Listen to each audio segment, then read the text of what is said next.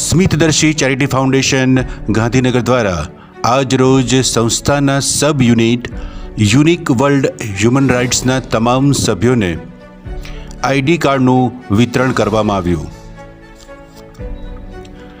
Unique world human રાઇટના national હેડ તરીકે સ્મિતદર્શી charity ફાઉન્ડેશનના પ્રમુખ શ્રી શનિલ કેન્ઝી, વાઇસ પ્રેસિડેન્ટ તરીકે શ્રી આફતાબ આલમ તથા વુમન સેલના નેશનલ હેડ તરીકે યોગિતાબેન પરમાર, મીડિયા સેલના ગુજરાત હેડ તરીકે શ્રી પ્રકાશજી રાઠોડ, ગાંધીનગર જિલ્લાના મીડિયા હેડ તરીકે શ્રી વિક્રમસિંહ મકવાણા તથા ગાંધીનગર જિલ્લાના લીગલ સેલ સેક્રેટરી તરીકે એડવોકેટ નીતાબેન પટેલની નિમણૂકની સત્તાવાર જાહેરાત કરવામાં આવી.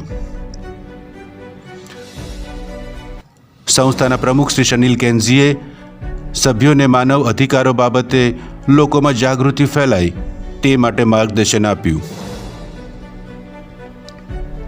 ઉલ્લેખનીય છે કે સ્મિતદર્શી ચેરિટી ફાઉન્ડેશન દ્વારા આ શિયાળાની ઋતુમાં 500થી વધુ ધાબળાનું વિતરણ ગરીબ બાળકો મધ્યે કરવામાં આવ્યું છે.